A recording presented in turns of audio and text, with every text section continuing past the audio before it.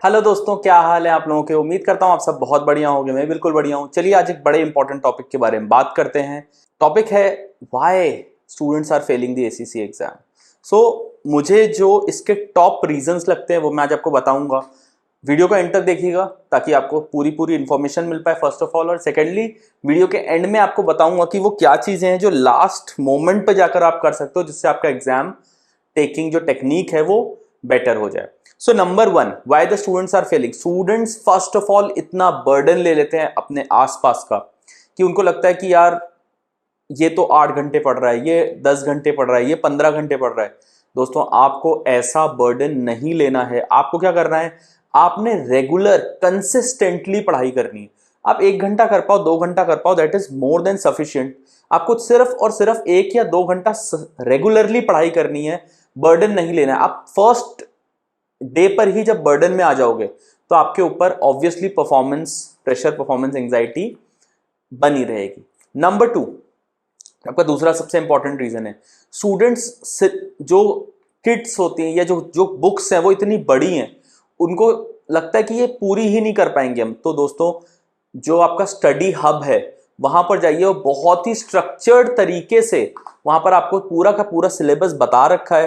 तो अगर आप वहां पर जाकर के देखोगे आपको लगेगा कि यार इतना ज्यादा स्ट्रक्चर्ड है, और आपको वो मोटी सी किताब नहीं दिखेगी तो आपको वो अगेन फिर वो पैनिक नहीं आएगा।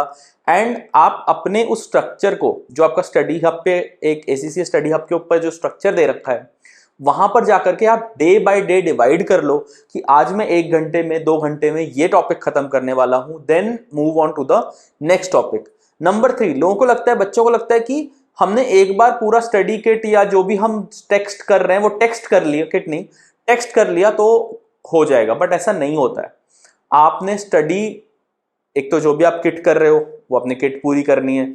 आपको प्रैक्टिस से ही आ पाएगा। कोई भी टॉपिक जो पूरी तरीके से समझ आएगा वो आपको प्रैक्टिस से ही आएगा। आपने जाना है, वहां पे क्विजेस हैं स्टडी हब के ऊपर, वो सॉल्व करने हैं। आपने जो प्रैक्टिस क्वेश्चंस दिए हुए हैं वो सारे के सारे, एक भी आपने छोड़ना नहीं है, ठीक है। किट के अंदर शायद रेपिटेशन हो सकता है मगर स्टडी हब के अंदर कोई भी रेपिटेशन नहीं है। नंबर 3, मैं देखता हूं बच्चे किट कर लेते हैं, टेक्स्ट कर लेते हैं, बोलते हैं कि सर ये तो हो गया। नहीं, इससे होता नहीं है।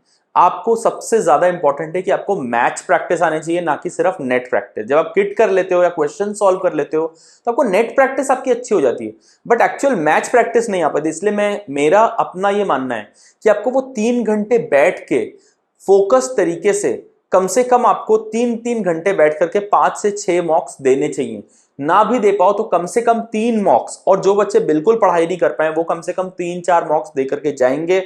आपके पास होने की जो चांसेस हैं वो बढ़ जाएंगी। अच्छा, जब आप एग्जाम के अंदर जाते हो आपको लगता है कि यार मुश्किल क्वेश्चन सॉल्व कर लेता हूं, प्लीज ये गलती मत करिए दोस्तों। आपने जाना है और सबसे इजी क्वेश्चन सबसे पहले सॉल्व करके आने हैं, मीडियम वाले उसके बाद, एंड देन सबसे टफेस्ट लास्ट में। क्योंकि आपको पता है कि आप टफ क्वेश्चन सॉल्व करो, अगर वो 4 मार्क्स का है तो 4 ही मार्क्स मिलेंगे।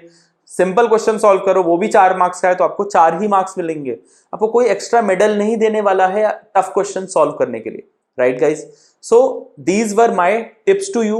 एंड एट द एंड मैं आपसे बोलना चाहता हूं दोस्तों, जो आपका वीकेंड है उसको अच्छी तरीके से यूटिलाइज करिए। एग्जाम के पहले के जो 7 दिन हैं उसमें बहुत अच्छी तरीके से आपने यूटिलाइज करना है। कम से कम हर रोज मॉक और जो प्रैक्टिस क्वेश्चंस हैं उसका एक मिक्स बना के चलना है। 3 घंटा आपने मॉक कर लिया, उसके बाद फिर आप ब्रेक लेकर के then again you can start with your other part which is your practice. So this is how you need to blend it, right. किसी भी एक चीज को टू मच कर देना ये आपके लिए हानिकारक हो सकता है। So that was my tips for your exams. I'll see you in the next video. Till then, bye bye, take care, namaskar.